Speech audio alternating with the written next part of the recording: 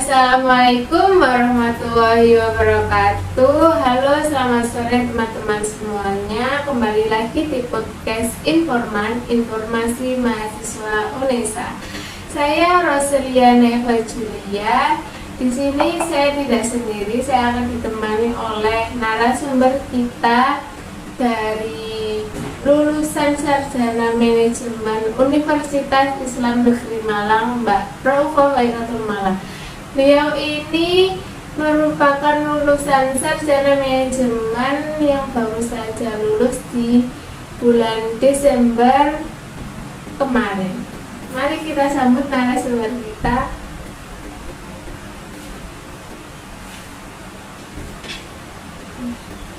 Halo Mbak, selamat sore. Halo, selamat sore. Gimana nih kabarnya hari ini? Alhamdulillah kabar saya baik hari ini. Pada podcast kali ini kita akan membicarakan mengenai problematika dalam kehidupan berbangsa dan bernegara. Karena narasumber kita ini berasal dari Sarjana Manajemen, secara khusus kita akan membahas mengenai problematika apa saja sih yang ada di bangsa Indonesia, khususnya pada bidang perekonomian. Nah, tanpa berlama-lama lagi, mari kita ngobrol santai dengan narasumber kita. Baik, boleh ya. Saya mau perkenalan dulu. Yang pertama, perkenalkan, nama saya Rompa Waikatul Malang. Kalian bisa panggil saya Mala. Di sini karena saya adalah seperti yang disebutkan Delian tadi, saya adalah lulusan Sarjana Manajemen yang baru saja lulus bulan Desember tahun lalu. Jadi mohon dimaklumi kalau pemahaman saya hanya sebatas ringan-ringan saja. Tapi di sini saya usahakan untuk searching dulu, saya usahakan untuk mencari informasi dulu, dan sebelum kita mulai ya perlu digarisbawahi bahwa semua informasi yang saya sampaikan di sini kedepannya adalah informasi yang telah disampaikan oleh Institute for Development of Economic and Finance atau INDEF dan Bank Indonesia atau BI pada seminar proyeksi ekonomi Indonesia tahun 2023. Ya, kita mulailah. Yang pertama kita akan membahas, karena kita ini masih belum masuk trimester pertama ya di 2023. Trimester pertama itu Januari, Februari, Maret, dan April ya. Nah, sekarang kita ini masih di akhir bulan Maret ya. Jadi kita belum masuk fase triwulan pertama tahun 2023. Maka dari itu pembahasan terkait ekonomi Indonesia bisa kita mulai dengan menilik kembali lembaran di 2022, yang mana adalah tahun ketiga berjalannya pandemi COVID-19, tidak hanya di Indonesia tapi juga di dunia. Di tahun kemarin itu dunia sudah mulai menjalani yang namanya adaptasi di berbagai aspek dalam kehidupan. Yang pertama mulai dari ekonomi, interaksi sosial, teknologi, dan sebagainya. Berbagai negara itu telah menunjukkan kinerja maksimal mereka dalam mengatasi problematika ekonomi dalam upaya pemulihan ekonomi mereka sendiri. Itu sudah banyak keberhasilan yang dicapai, tapi tingkat keberhasilan di tiap negara itu berbeda satu sama lain.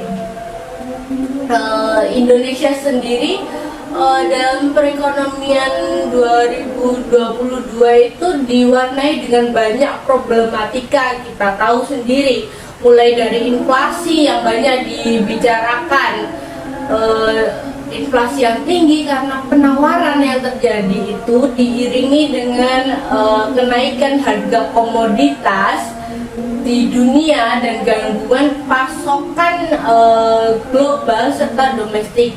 Lalu ada depresiasi rupiah di mana itu adalah penurunan exchange rate mata uang dari suatu negara terhadap mata uang negara lain. Di sini khususnya adalah depresiasi rupiah terhadap dolar Amerika Serikat. Lalu ada tren kenaikan suku bunga yang diterapkan oleh Bank Indonesia. Lalu kenaikan harga BBM yang kita tahu kemarin dari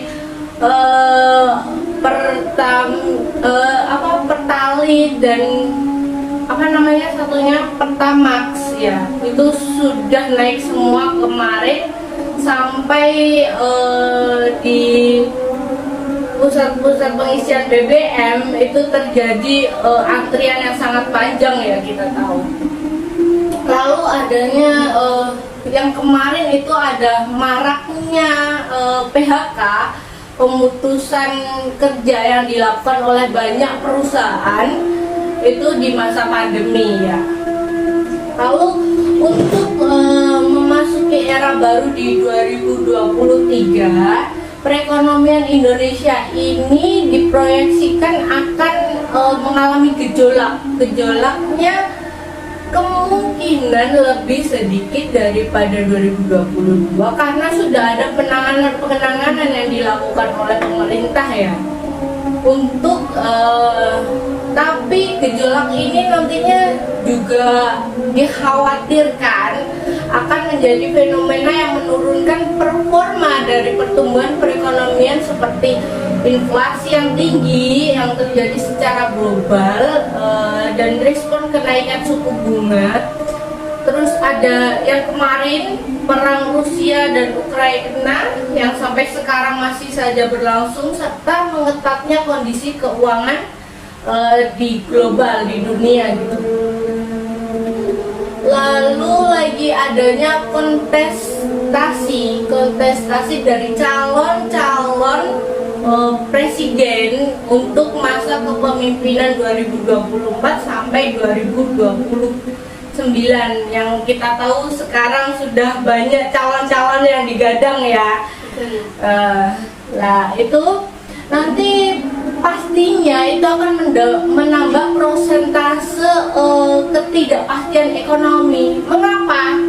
Nah, misalkan dilihat nih ya, pasti tahu dong kalau setiap di SMP, SMA, sekarang juga di masa kuliah itu pasti ada yang namanya pencalonan kader atau calon ketua dari OSIS.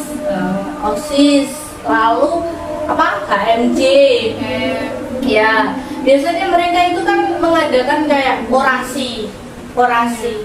Apa yang ada tangkap di situ? Ada sebuah perbedaan visi misi di setiap individu calon yang yang mencalonkan diri kan, kandidat yang mencalonkan diri itu. Lah, kandidat presiden juga begitu. Kenapa? Mereka itu setiap calon akan membawa visi misi mereka sendiri. Dan di sini kaitannya adalah visi misi mereka untuk mengatasi beragam problematika yang terjadi di bidang keberlanjutan ekonomi di Indonesia gitu. Selain itu kita kan masih belum bisa menebak apakah nanti calon kandidat terpilih itu akan melaksanakan program-program yang sudah digadang di periode kepemimpinan masa kini yang sekarang sudah dilakukan. Apakah nantinya akan tetap berlanjut atau dipotong atau berhenti atau dan lain sebagainya, kita masih belum tahu. Itu juga akan mengganggu menjadi problematika di perekonomian Indonesia nantinya. Lalu ada lagi persepsi pasar. Maksudnya apa? Di masyarakat itu nantinya akan dinilai gitu, performa atau presiden, calon-calon presiden itu akan dinilai dari citra mereka. Itu akan mempengaruhi persepsi pasar dan mempengaruhi perekonomian juga. Belum lagi adanya gesekan-gesekan pro kontra antara yang terjadi di masyarakat itu. Serta biasanya kalau ada kampanye itu banyak sekali pembelajaran yang dilakukan, pembelajaran impulsif terutama. Karena apa? Karena semua pembelajaran itu diintensifkan untuk menarik minat daripada voter atau pemilih dari calon-calon kandidat presiden kita nantinya. Lalu ada lagi, kita bicara di lain hal, itu ada lagi di bidang dunia investasi.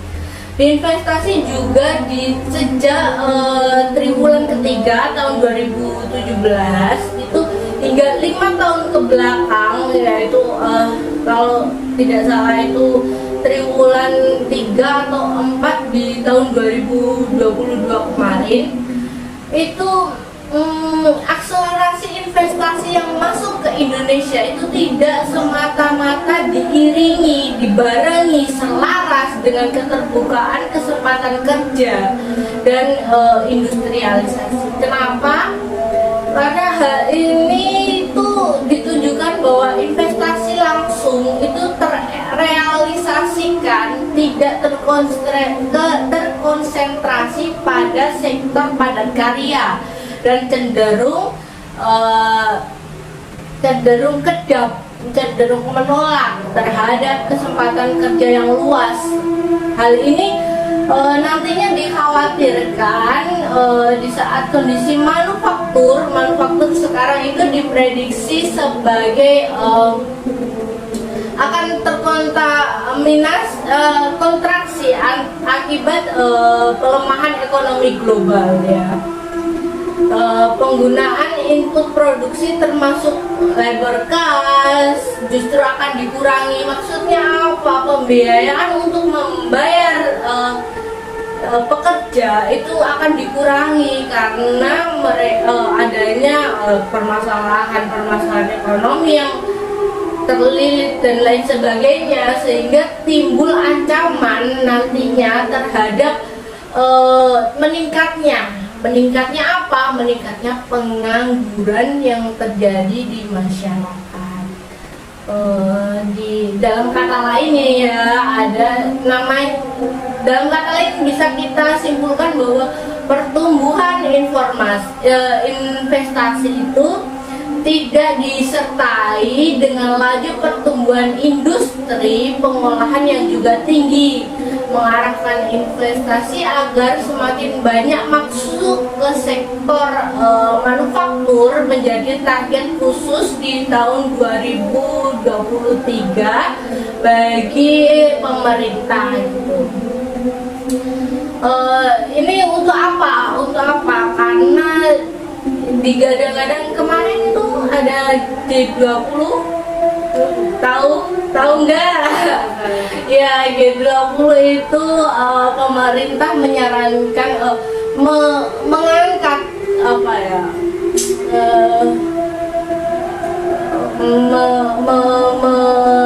membuat acuan bahwa Indonesia itu harus mengangkat lagi proses industrialisasi dan hilirisasi sumber daya alam yang strategis gitu ya.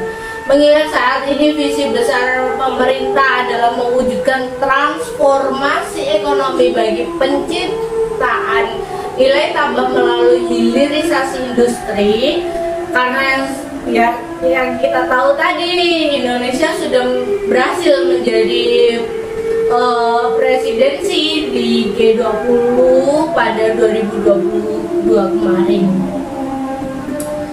Lalu untuk akselerasi pertumbuhan ekonomi Indonesia itu perlu melakukan berbagai hal. Salah satunya yaitu dengan mewujudkan hilirisasi industri. Seperti apa strategi membangun interrelasi investasi dan hilirisasi sumber daya strategis itu antara lain yang pertama kita dapat lakukan peningkatan produktivitas sektor hulu dengan investasi teknologi produksi. Yang kedua ada pengaturan ekspor bahan baku agar industri pengolahan dapat dengan mudah mengakses bahan baku yang siap untuk dihilirisasi. Peningkatan teknologi pasca panen dan pengolahan dengan mendukung investor yang memiliki teknologi tinggi dan keinginan untuk alih teknologi. Yang keempat ada peningkatan intensif bagi sektor hulu hingga industri hilir untuk setiap produk terpilih. Yang kelima ada pembangunan industri produk turunan sumber daya alam melalui investasi guna meningkatkan nilai tambah dari produk itu sendiri serta memenuhi kebutuhan domestik dan ekspor. Lalu ada pembangunan industri pendukung baik pendukung sektor hulu maupun industri hilir. Lalu ada peningkatan kapasitas SDM di sisi hulu, intermediate hingga akhir. Jadi bisa kita simpulkan bahwa semua harus terjalin dengan rapi gitu ya. Apalagi yang kita takutkan nanti ada melonjaknya pengangguran. Jadi SDM kita itu juga harus diperketat nantinya ya. Lalu sementara itu program untuk menstimulus investasi hilirisasinya antara lain adalah satu, optimalisasi pemanfaatan SDM dalam negeri ya, kita garis bawahi tadi dengan cara pengaturan keran ekspor yang dievaluasi secara berkala agar apa? Agar bahan baku SDA di dalam negeri dapat terserap kembali di dalam negeri, maka perlu investasi di sisi intermediate hingga hilir. Lalu ada penguatan iklim investasi SDA ya, melalui penyederhanaan perizinan usaha. Nah, ini penting, penyederhanaan perizinan usaha dan insentif fiskal maupun non fiskal. Selain itu perlu adanya dukungan dari infrastruktur dasar dan pendukung. Lalu ada promosi investasi dan kerjasama negara mitra. Ini Bu Sri Mulyani juga menekankan kenapa? Karena Indonesia itu tidak akan bisa berdiri sendiri. Kita tahu tidak akan bisa berdiri sendiri. Jadi untuk keberlangsungan peningkatan ekonomi kita harus menjalin apa? Kerjasama di negara mitra dan negara di seluruh dunia. Karena apa? Ketika perekonomian dunia terganggu, maka perekonomian Indonesia sendiri juga pasti akan terganggu. Dan yang terakhir ada program pembelian pemerintah dan BUMN. Itu dengan demikian investor akan memiliki kepastian pasar, yakni dengan mengisi belanja barang atau modal pemerintah dan BUMN atau BUMD. Dengan meningkatnya kepastian pasar, investor akan lebih tertarik untuk berinvestasi di lokal yang memiliki kepastian bagi produknya. Kalau membahas tentang perbaikan ekonomi domestik sendiri di Indonesia sendiri, banyak upaya-upaya yang dilakukan pemerintah itu. Misalkan antara lain satu ya, topangan peningkatan konsumsi swasta dan investasi serta kuatnya ekspor terhadap stabilitas perekonomian Indonesia. Saya pernah dengar bahwa Ibu Sri Mulyani mengatakan bahwa ekspor Indonesia ini masih bisa mendukung perekonomian. Jadi untuk resesi yang kita khawatirkan akan terjadi itu masih bisa bisa terkontrol dalam statement Bu Sri Mulyani itu untuk tahun 2023 yang akan datang ini. Lalu ada pemerintah itu menjaga stabilitas nilai tukar rupiah terhadap dolar Amerika Serikat. Karena apa? Dolar Amerika semakin menguat setiap harinya. Ini disebut fenomena strong dollar, ya. Lalu ada menyinergikan kebijakan antara pemerintah dan Bank Indonesia untuk mengupayakan agar apa? Agar inflasi itu inflasi IHK itu agar kembali ke sasaran normal di kisaran 3,0 kurang lebih 1% pada 2023 ini. Lalu pemerintah juga meningkatkan dan mendukung perbaikan ekonomi melalui penyaluran kredit atau pembiayaan perbankan kepada dunia usaha. Lalu ada juga Bank Indonesia yang terus merumuskan kebijakan yang memperlancar akselerasi digitalisasi sistem pembayaran untuk mendukung pemulihan ekonomi nasional. Ya kayaknya banyak sekali yang sudah saya sampaikan ya. Kurang lebih itu sih kalau kita membahas perekonomian Indonesia sekarang ini. Kalau kata Bu Sri Mulyani itu 2023 itu kita apa ya namanya? Yang semangat terus itu apa namanya? Positif, bukan apa sih ya? Pokoknya kayak positif, tapi kita itu juga harus waspada gitu, karena meskipun resesi itu kalau secara data ya kita lihat 2023 itu kita masih terpantau stabil, maksudnya meskipun ada resesi pun kita itu masih bisa mengatasi itu. Tapi kita juga harus waspada mengingat ada isu-isu politik tadi, isu-isu calon kandidat presiden dan lain sebagainya. Perang Rusia Ukraina juga masih berlangsung. Lalu kedepannya hambatan-hambatan yang bisa meningkatkan resesi itu masih banyak sekali, dan itu kita masih nggak tahu akan bersumber dari mananya juga. Udah kebanyakan ngomong saya ya. Wah, banyak sekali ya informasi yang kita peroleh dari Mbak Mala, khususnya mengenai problematika apa saja yang terjadi dalam dunia perekonomian. Meskipun saya sendiri sedikit bingung karena saya juga mahasiswa pendidikan biologi, tapi membicarakan permasalahan mengenai perekonomian yang ada di Indonesia.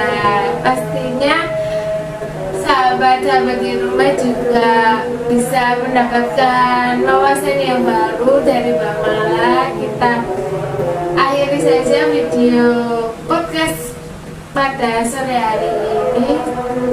Saya ucapkan terima kasih kepada Mbak Mala karena telah bersedia menyempatkan waktunya untuk berbincang-bincang dengan saya dan juga memberikan informasi kepada teman-teman sekalian.